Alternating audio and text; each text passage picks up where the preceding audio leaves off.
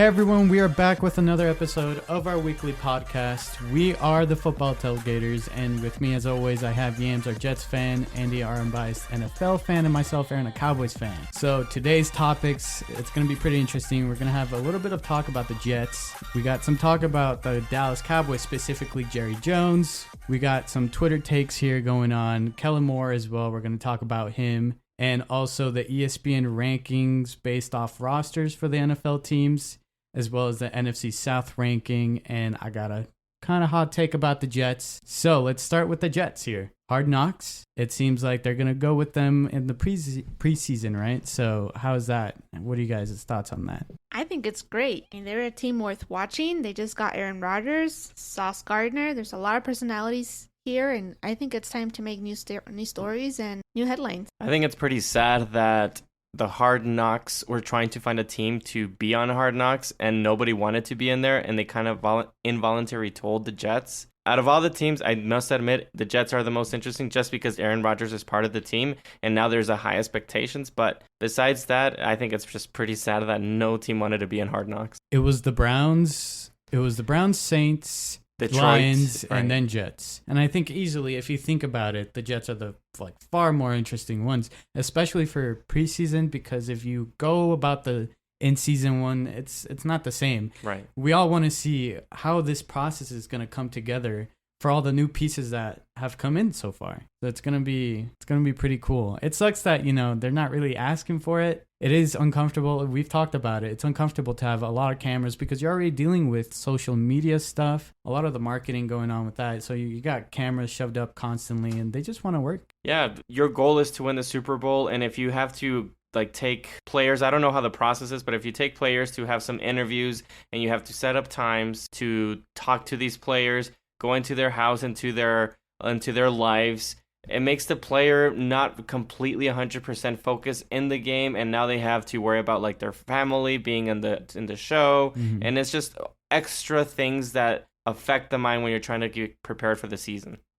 So speaking about, I guess, Docu-series, let's move on with the Dallas Cowboys. Now, this is not a Dallas Cowboys docu-series. There's a report that it's not a closed deal yet, but Netflix is getting close to a deal with the Dallas Cowboys to have a docu-series specifically on Jerry Jones. What are you guys' thoughts on that? I mean, it's no surprise. I mean, the Dallas franchise has always been a must-watch type of football team, and I think revisiting the glory days when they won the championships back in the 90s, it's just something the fans worth rewatching and just going over what Jerry Jones did to build that back then. I really, really hope the docuseries actually takes it very seriously to ask those really hard questions to Jerry Jones. What his problem is with Jimmy Johnson. He's not in the Ring of Honor. Literally, when they won that last Super Bowl, that was with Jimmy Johnson's team, and they haven't won anything because of his ego. I also put Tony Romo's career into shambles because the Joneses didn't take care of him. The Dallas Cowboy fans are tired of this organization not being able to win. So it's expected to be $50 million. That's how much it's going to cost. 10-episode series. There's a lot to unravel, I think. Yes. A lot, because he's been an owner for a long time, since mid-90s? No, it happened in 1989, I believe, when he let go of Tom Landry. And that same year, I believe he drafted Troy Aikman.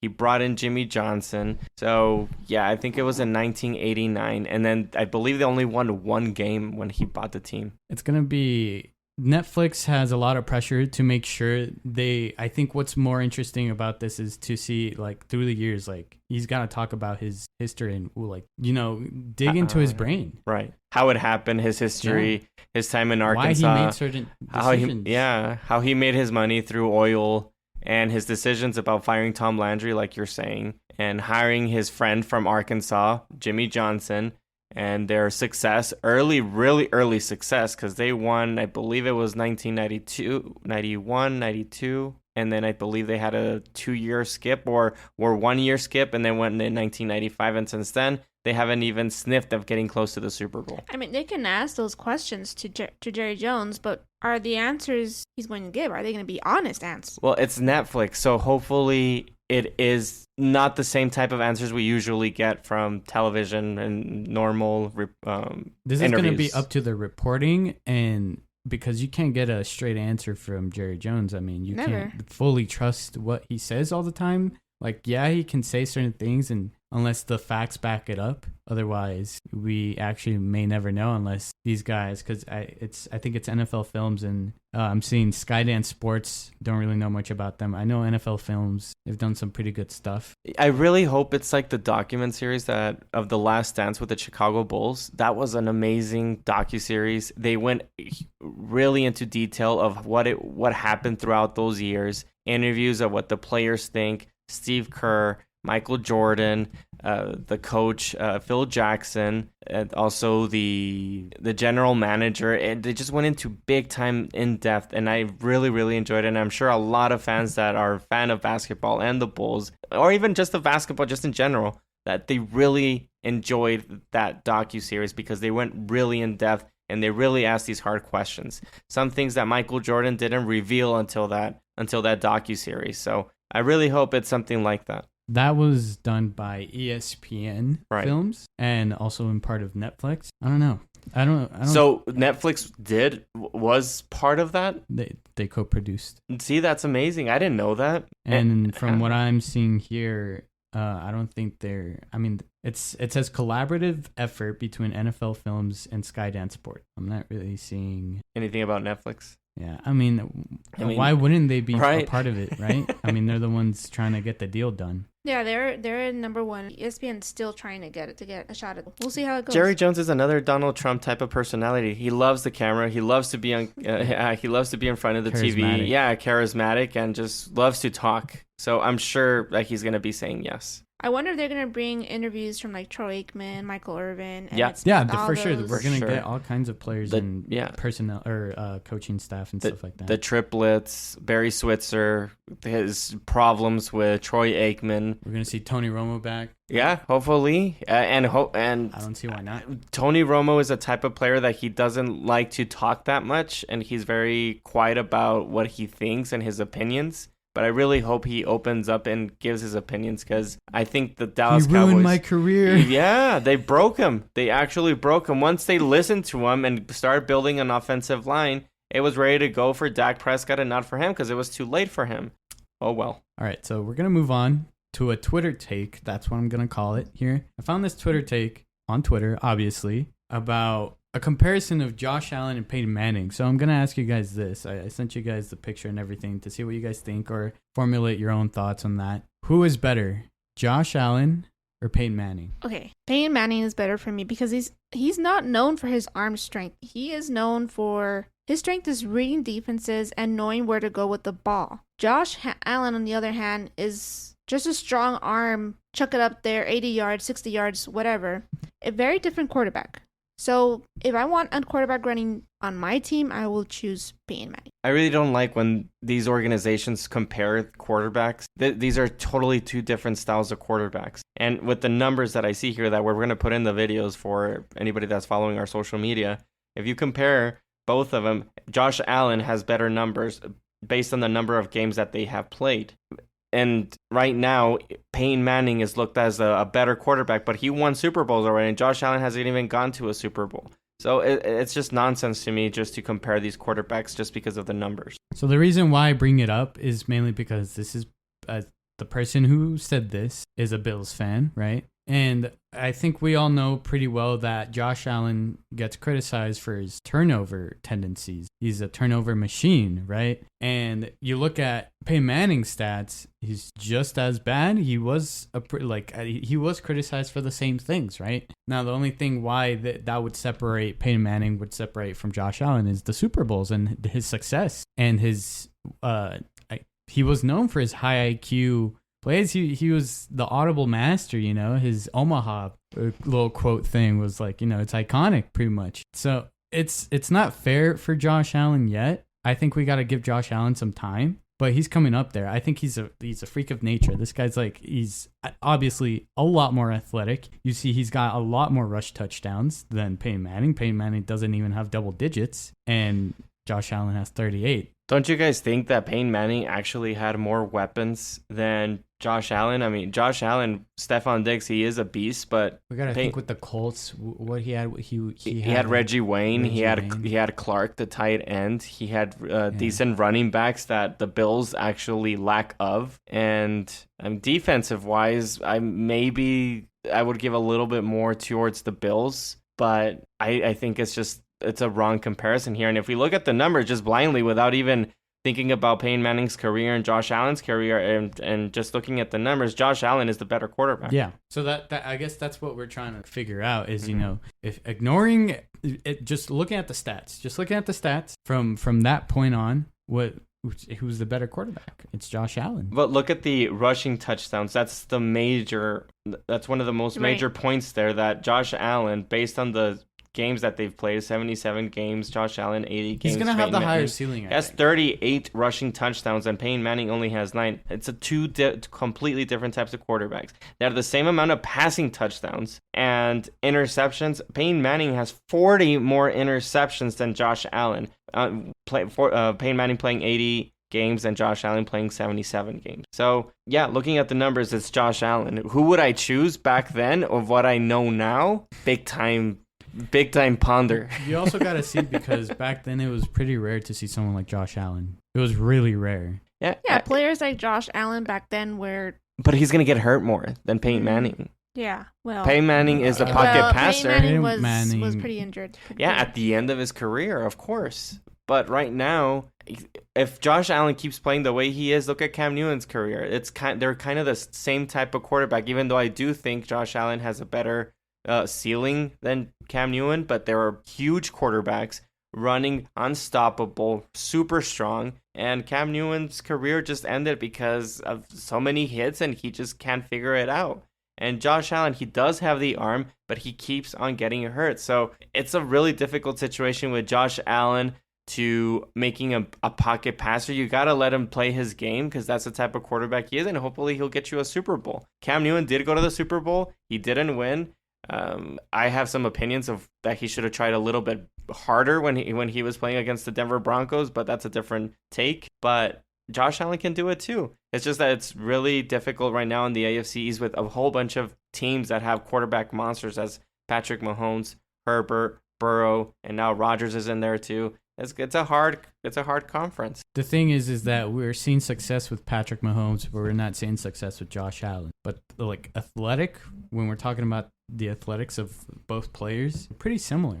I don't think so. I think Patrick Mahomes is a way better passer, and he's more quick, and he just does these amazing magic throws that no quarterback does. No, Patrick Mahomes does at a huge other level. Yes, for sure. He's a better passer, but the thing is, it's not like that's the only thing. Plus, he had weapons. Patrick Mahomes compared to Josh Allen, he had Tyreek Hill. Tyreek Hill. He has Kelsey.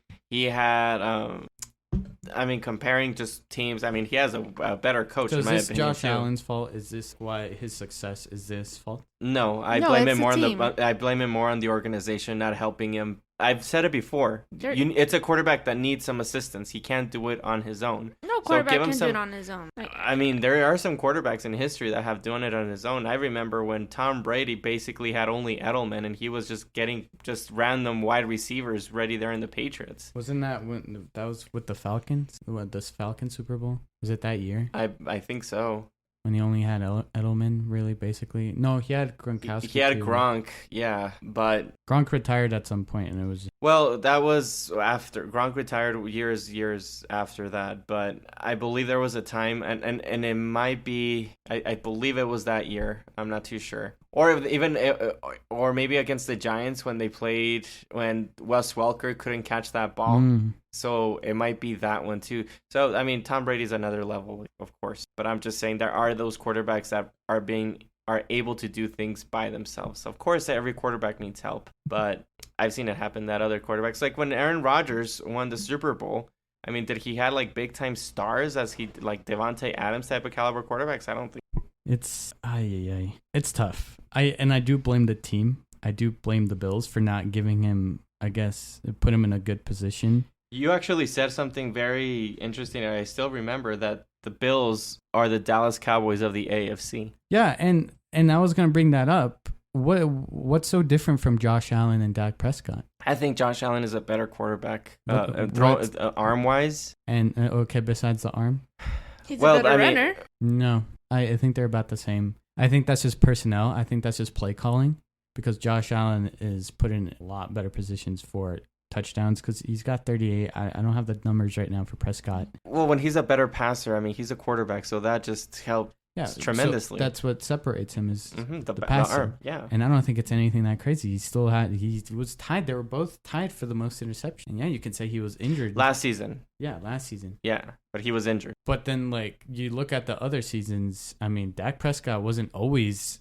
an interception throwing machine like he was this past season. Right, I agree. So that's what I'm saying. It's like, and they kind of have the same players surrounding them, right? Mm-hmm. They have like a clear number one wide receiver, Right. And then a decent supporting cast that keeps on getting switched out. And then the running back situation right now, Elliott was the bigger advantage here. I don't think Early in his career. very early, which was like I 2 think, years, 3 years. Yeah. And that wasn't really fair because that defense wasn't all that great. This is Dak Prescott's 7th year. And Josh Allen has like 5, 6? Yeah, I think he has less than. Yeah, he has less than Dak Prescott. So we're talking about Dak Prescott now. Let's move on.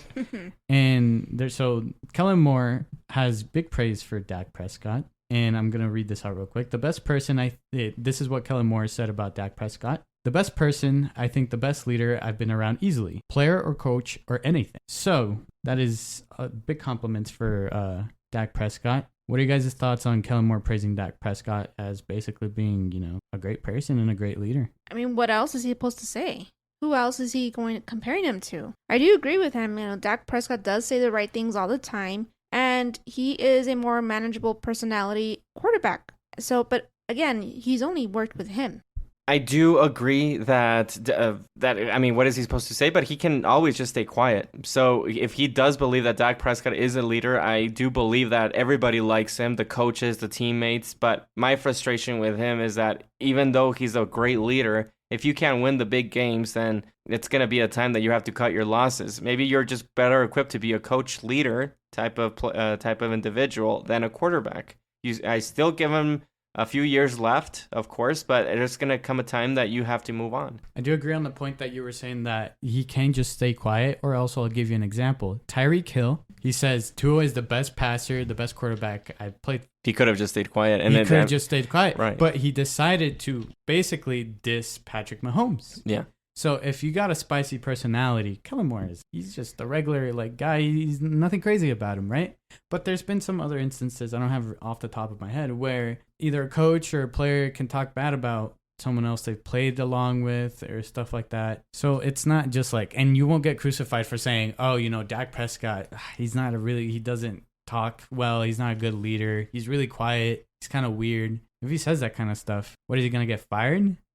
So in that case, I think it speaks more that he speaks out for Dak Prescott. Dak Prescott has always been, that's why he got that big contract. We heard it earlier with Colin Cowherd saying that's why he got paid, because he's got the intangibles. So it's not because he's a great passer or, he's not insane like a Tom Brady or anything like that. But he has the skills. He's a locker room guy. And he's got the skills to at least be competitive. Of course. If you're Kellen Moore and someone asks you, what do you think of your last quarterback you work with? And you just sit there and sit quiet. I mean, that doesn't look very professional. No, but he went into a big extent of he said a lot more. It's a lot more. Said a little piece of it. It's a huge statement saying amazing things about Dak Prescott. His ability to connect with a team in all spectrums is rare, and I've never seen it in any other way. He has a phenomenal way of dealing with more than your everyday NFL starting quarterback. That's certainly a guy you forever root for.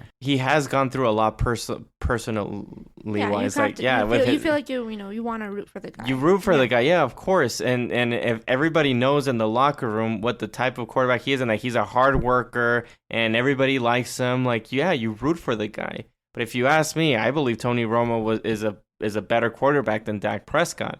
And But he's not the leader that they're saying that Dak Prescott is. So it also comes to the tangibles about being able to win those big games, which again, Tony Romo didn't win a Super Bowl. I'm just saying that just because he was a Dallas Cowboy, that's why I'm comparing him. But it is going to have to come into a situation that even though we really, really like him, if he can't win that big game, because it's been back-to-back playoff games against the 49ers that he has not been able to do it. And it was some throws that we as fans, I mean, we're not idiots. Even though we're not football players or anything, like, we watch football for so many years, we can actually assess that those were boneheaded throws. Right. Yeah, I mean, it's true. He is. I don't think right now. It's tough because he is a great guy, but like I don't know. Well, like if you put him in another how in a better position, like how can you you have to give him everything to be good? Like no, I think it's the scheme. If you put Dak Prescott with the 49ers, I think they're a Super Bowl winning team. The quarterback is being helped tremendously there. Yeah, but he's on the Dallas Cowboys, and he's not gonna get that kind of type of team. No, what you asked, what can they do? I'm saying they can do a better scheme for him, but they won't. No, they won't. I because mean, we'll see with McCarthy, right? He's gonna be the head honcho of the offensive play calling, right? And he has some questionable reputation with the whole offense thing. You can argue that Aaron Rodgers basically carried him to the Super Bowl. He had Brett Favre too as well and went to the NFC Championship with him. And he has had some time manageable mistakes. So it is going to be very nerve-wracking to see if he can handle everything. Even though he's been a head coach for many, many years, I just don't know if he can do it or not. This is a big year for McCarthy and Dak Prescott, because if they can't do anything, and with this low ceiling of NFC conference, if they can't do anything here, then you really, really have to assess the situation, because Dak Prescott's contract is coming up again, and he was one of the highest paid quarterbacks, and he might still, with this new contract that they're going to be asking, still going to want big time money. So you got to really assess the situation. It won't hurt Dallas to move on from him. Because, I mean... But who would you replace him with, though? You can't replace him with these top college quarterbacks that are going to come out in the draft, because I can probably assure you that they're not going to be in the top 5 to pick in the Of course, draft. Because Dak Prescott's going to be there, and he's not a bad quarterback. Right. So they're going to at least win 9 games. I agree. That's like a whole other thing to go into. You sign him for 1 year and draft a quarterback. If he accepts 1 year, you think he'll accept 1 year? No, he'll be like, "Well, cut me," and I'm sure there's a team that's going to give me a multiple team. I think the minimum years he's going to want is probably like 2 or 3, probably 3. I think it's kind of rare to see a 2-year contract with someone like face of the franchise, pretty much, unless like you're Aaron Rodgers and you got the 2-year. But I mean, it's his hate. It's the age, kind of, basically. He's 30, Dak Prescott. He has a ways to go still. Yeah. Depending on the way he plays too. And once he starts getting older, he's not going to use his legs as much. And like you said, he's not a great passer all the time. You know, we were talking about Jerry Jones, and he's going to be doing that Netflix series. And he's up there in age. I believe he's like Biden type of age, 79 going into 80, right? And we all can see how Biden struggles. Whatever your political stance is or whatever, we can all see how Biden struggles. How many years does Jerry Jones have in order for another rebuild? He's 80 years old. So imagine another rebuild. I don't think he's going to really like that. So I think Biden's 80 for reference. Either they trade for a big time quarterback, or they're not going to do a rebuild and just stick with Dak Prescott. They get Patrick Mahomes, they go all out if he's that desperate. It could be. Just you clear out the cap space and you get prepared for Patrick Mahomes, because what is he going to be unrestricted? No, Patrick Mahomes, he signed a big time deal that's until 2028. 7 years? That guy's a Chief. That guy's going to stay with the Chiefs for a long time. So, it can be Herbert. No, it's too early to tell right now. After this season, if the Cowboys bomb and Herbert wants his contract, I'm sure the Chargers are not going to want to let him go. Burrow is getting paid. Yeah, he's gonna, and then Burrow is also going to get paid. It's because those guys, they just barely started, so you're not going to want to let go your franchise quarterback. So you can't. But if he wants, you got to think in someone that's on his way out, or maybe didn't work out. Matthew Stafford? No, Russell Wilson. could be one of them. It depends how he plays with Denver. But no, I know. He's still there with a lot of years. He signed that huge contract. If Russell Wilson plays really well, Denver's going to keep him. If Russell Wilson doesn't play well, I don't think the Cowboys are going to want him. Oh, yeah, It's a really hard situation completely. So not even these quarterbacks are coming out for the draft. That's a rebuild. There's no one really worth it. No, it's not worth it because even with Trevor right. Lawrence, it's going to take years and we're years. We're thinking and of years. the situation right now, and Right. we're already like, oh my gosh, what's going to happen? If you're Jerry Jones, why aren't you desperate to sign DeAndre Hopkins? Screw the money. Go all in. I think there's something with DeAndre Hopkins that we just don't know. That why aren't teams signing him? What could be worse than Odell Beckham? Well, they didn't sign Odell Beckham. They did. No, He's the with the Cowboys. Ravens. The Cowboys didn't sign him, I know, and they had but the he did opportunity. and there was reasons why he wasn't getting signed. Mm-hmm. So, like, is this a worse situation than Odell Beckham? That's what I'm saying. Like, why is he not? Because he's clearly better than Odell Beckham. It could be, I don't know, it could be a health issue, like the Todd Gurley type of situation that his knee had arthritis. I don't know. Yeah, something's going on that we don't know with D-Hop. Could it be the time that he got suspended? Could it be that looming still? I don't. Jerry Jones is the type of quarterback. I mean, the type of owner that doesn't care about suspensions and everything. If you can ball, he'll get you. But for some reason, in this case, he doesn't. There's like word out there that he's still doing those. I don't know. Yeah, maybe there's something that's going around that we're not saying right away. Yeah, I wish I knew, but there's probably some type of. We're not in the industry, and people up there talk. Everyone talk. We just don't know. I'll tell you something though. If I think DeAndre Hopkins, regardless if his speed has declined, I still trust him to go and catch the ball against a defender. He's still that type of wide receiver that if he doesn't even get separation, I still trust him to jump and get that ball, even in the end zone. Right. I just don't understand why no team has picked him. Let's talk about ESPN now.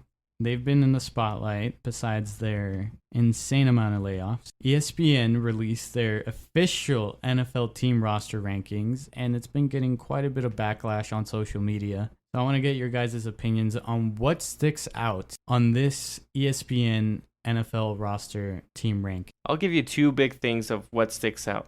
The Cowboys are way too high at number 6. They have the 49ers at number 8. Are you kidding? 49ers should be way higher, even though their quarterback situation is still a question mark. They are an NFC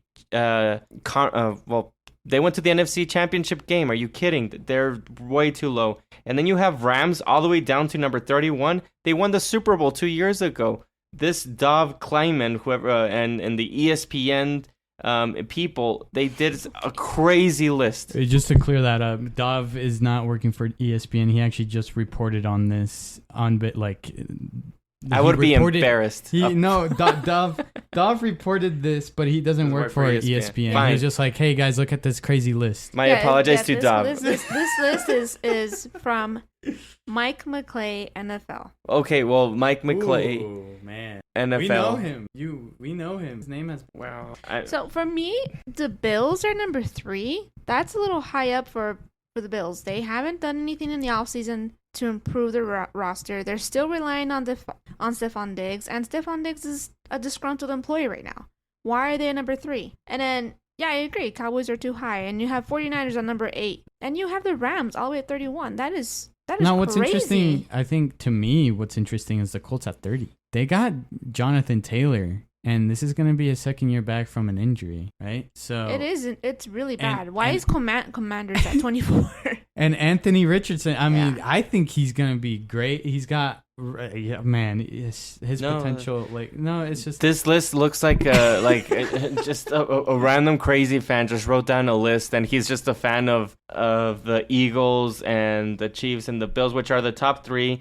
I don't know. It's just a crazy list that wasn't even too much of a thought in there. Do you think Detroit Lions are too high? They're at 17. No, that seems... Do you think it's fine? Okay, yeah. Why would you put the Broncos at 13? Just because of Sean Peyton? We don't even know what's going on with them. I would put those on the 20s because it's a complete question mark. No, I agree with that. Yeah. At number 13? Yeah. Really? I think the Jaguars are better than the Broncos. Yeah. They did a better job. Yeah, they did. I think the Giants are too high still at 18. We need to remember, I think it was in December, we were out the Cowboys game, and there was that Denver game. I think it was, who was it against, that they got completely annihilated, and it was like an embarrassment. It was like, oh my gosh, it's so boring to watch. Who was the team there? When we were in Dallas? Yeah. They were completely getting destroyed. Eagles, no? The Eagles destroyed them. Was it the Eagles? No. Or was it the Chargers? Let me look at this. Or was it the Colts? Oh, it was the Rams. It was the Rams. Rams. 51-14. Embarrassing. And the they're Rams at are number 13? Yeah, and the Rams are at 31. Insane. This is a bad list. So I think besides that, I think the Falcons are too high. I think the Colts are too low. Now we understand why so many people were fired yesterday. I feel like I've heard Mike McClay. I feel like he's up there in the veteranship in the, experienced staff. It's interesting.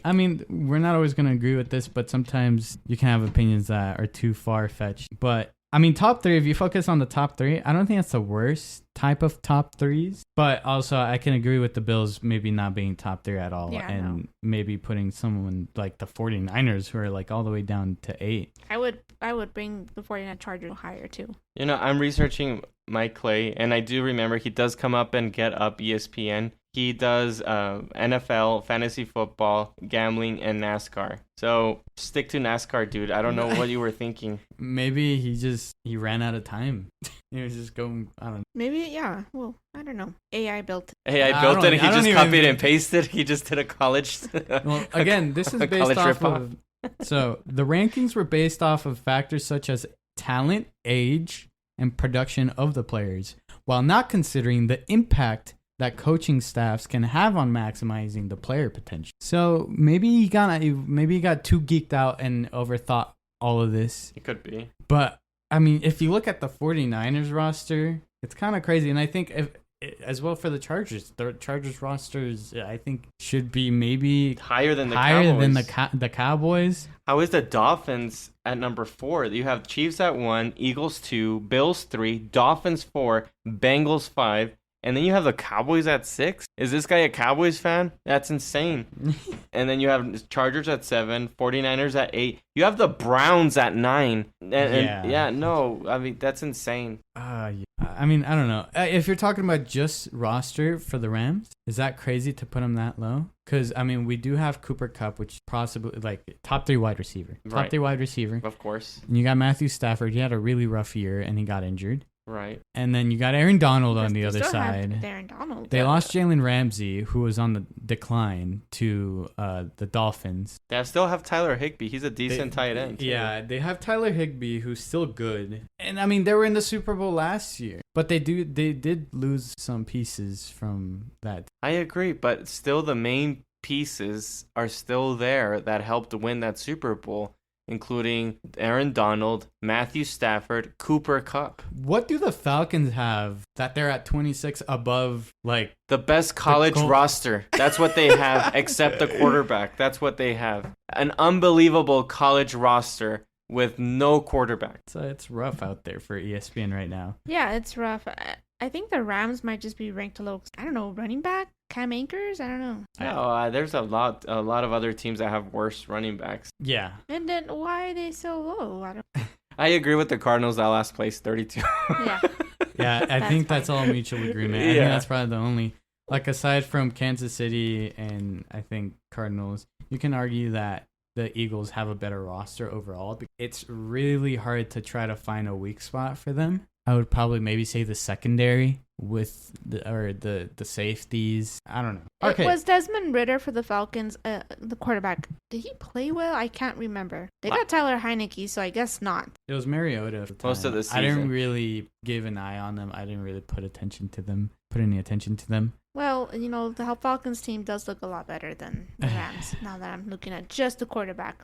Let's shift on over. So we're talking about the rankings, right, on the teams roster-wise. But now let's move on to our kind of rankings. We got the NFC South rankings. Andy, why don't you go over that? Yeah, this is the predictions for the NFC South. I have the Panthers at number 1. They did get Frank Wright for his first year. He is a still good coach, in my opinion. They got the number 1 pick of Young, the quarterback from Alabama. He's the most ready quarterback of this draft class. At 2, you have New Orleans. They did get Derek Carr, a huge upgrade of what they need at quarterback, and they still have some key pieces there, including Olave. Number 3, I have the Buccaneers. I just have them as a mess of an organization right now with Todd Bowles still as a head coach. We don't even know who their quarterback is.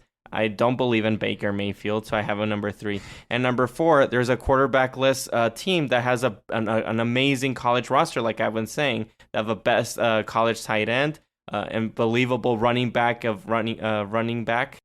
an unbelievable wide receiver with Drake London. So I have to put them at 4 because I'm not expecting anything from them since they don't have a quarterback. I expect more for the Falcons than I do have for the Bucks. So I would put Bucks at number 4 just because the head coach Todd Bowles, he's a mess of a coach. He didn't do good with the Jets. If you struggle with Tom Brady. He did struggle. Well, so okay, number 4. Yeah. And then Saints and Panthers, it's kind of like a flip-flop between 1 and 2 for me.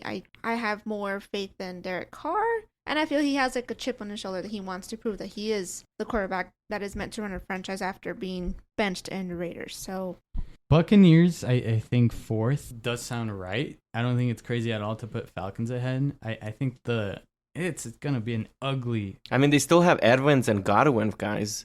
Like, I mean, they have really good weapons still. I know, but there's okay, Kyle Pitts and the other one. I know, but we haven't even seen what Kyle Pitts can do. Last season finished 7-10, and the Tom Brady Buccaneers finished 8-9, and they were in first place. So the first place of that division was 8-9. Yeah, below 500 because of Tom Brady. Because of Tom Brady. It's gonna be.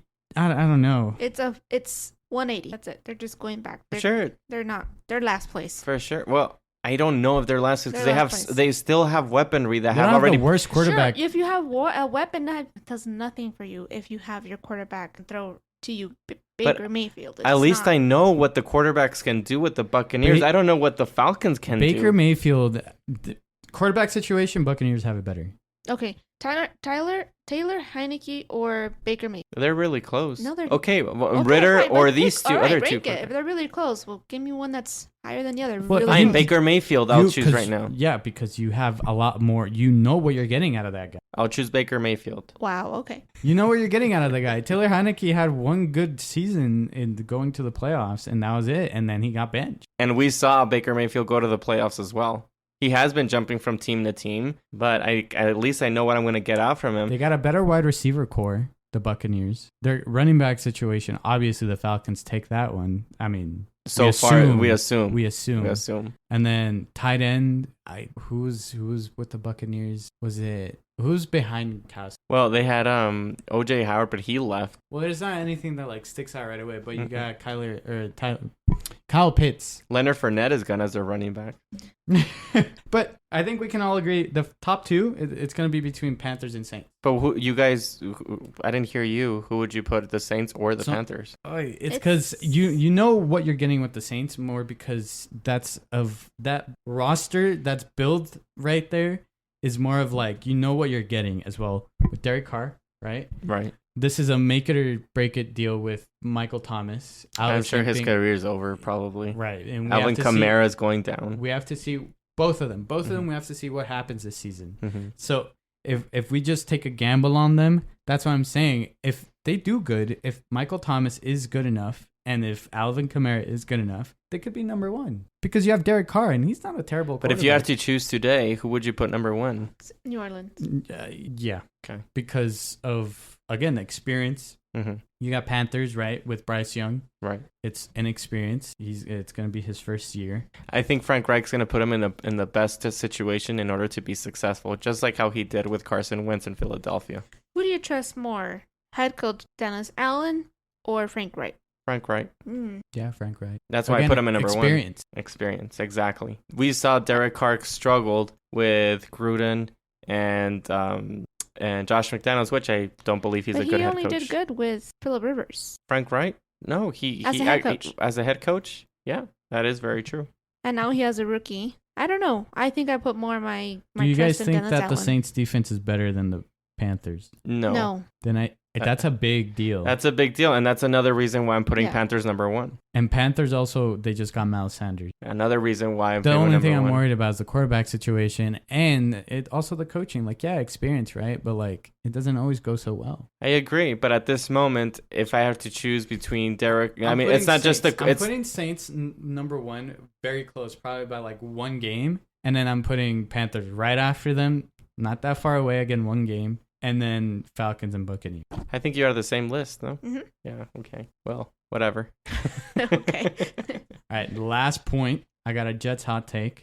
So I want to see what you think of this, Yams. So I saw this comparison again online, and I thought it was really funny. And I don't rule this out at all. You believe in scripts, right? That it could, like, NFL can be scripted, right? Maybe. Depends. Because you've used that as a point, right? Yes. Especially like it was mid-season. Don't break my heart. Go ahead. I think the Jets have a good chance of being what the Broncos were in 2022 last year. So they're getting a veteran quarterback, right, who we thought is great, Aaron Rodgers. The running back situation, Javonte Williams was coming back after an injury. Breece Hall, same thing, right?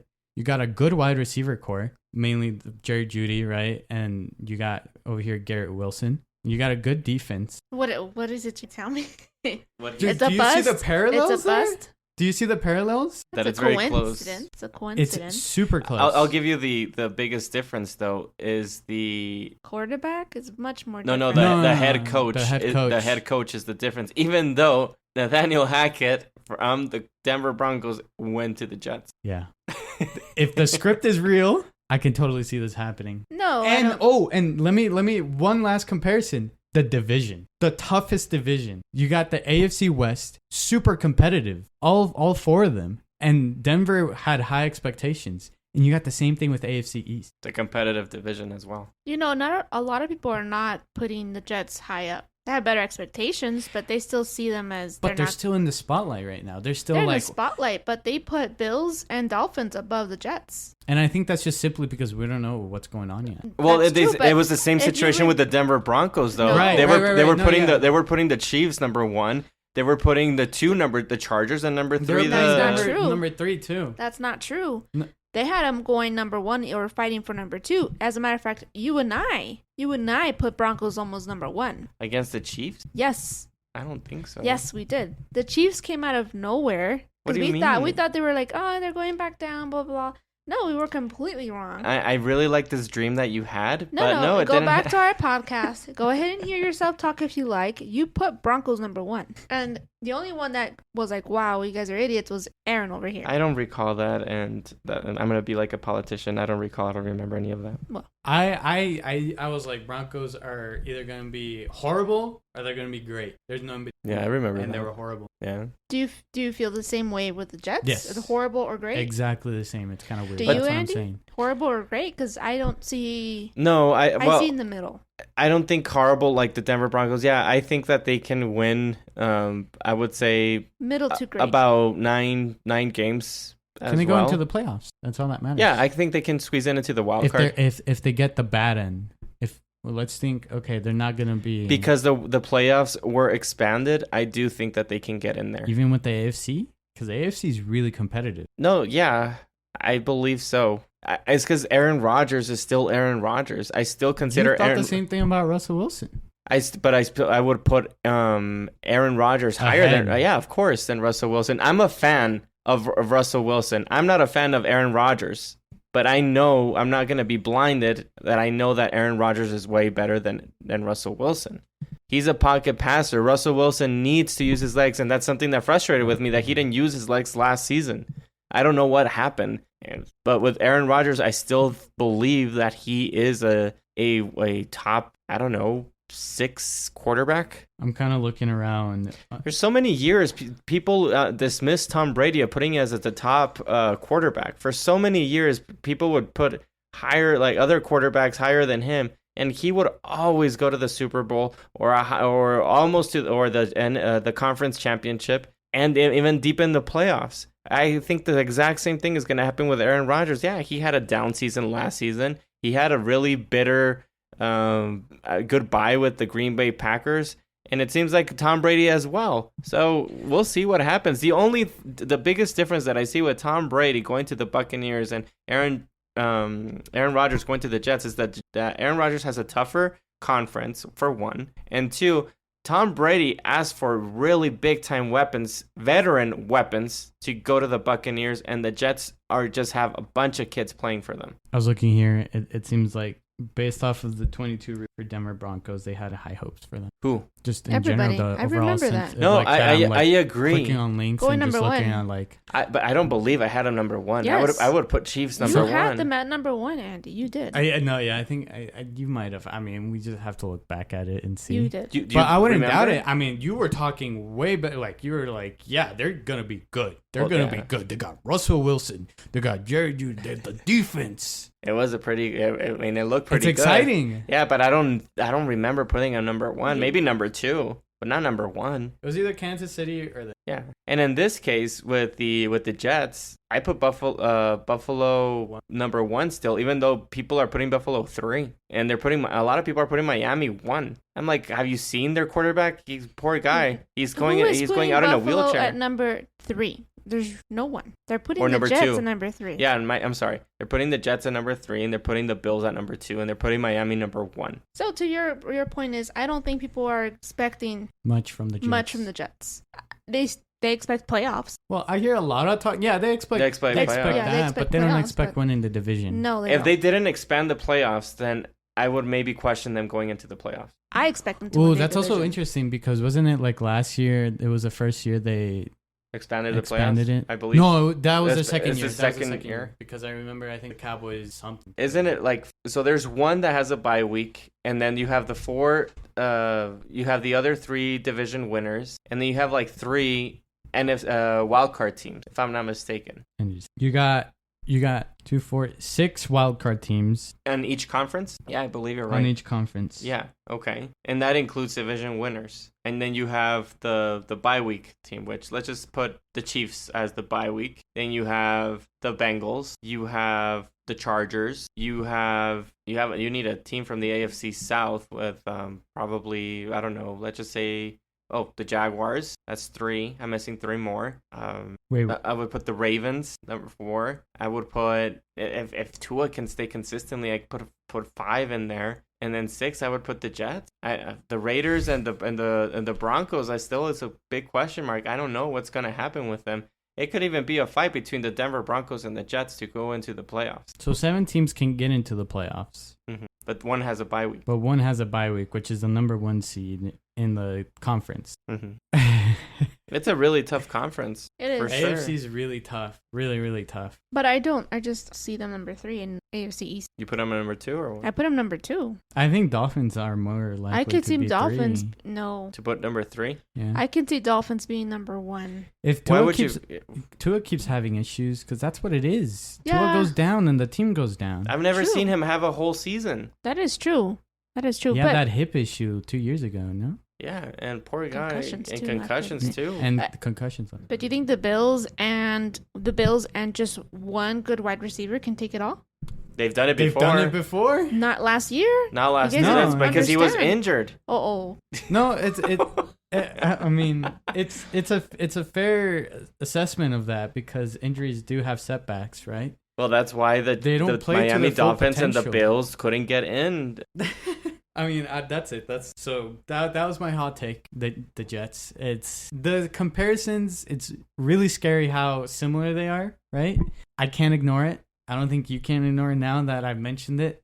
It's gonna be in there, and you're gonna be nervous when the season starts. And if you start seeing Aaron Rodgers not doing Aaron Rodgers things, you're gonna panic. I'll be fine. I'll tell you something, Yams. You can be comfortable against that Cowboy game. Yeah. Aaron Rodgers is the Cowboy killer, so Yeah. We'll see. Maybe not as a not as a Jet. As a but Jet. I feel a little. You guys have anything else to say? No. Okay, so that's going to be it for this episode. We appreciate everyone who's made it to the end, who's listened to the end. And we'd love to see you guys on our social media, football_tailgaters, TikTok, YouTube, and Instagram. And yeah, we'll see you guys in the next episode. Thank you guys.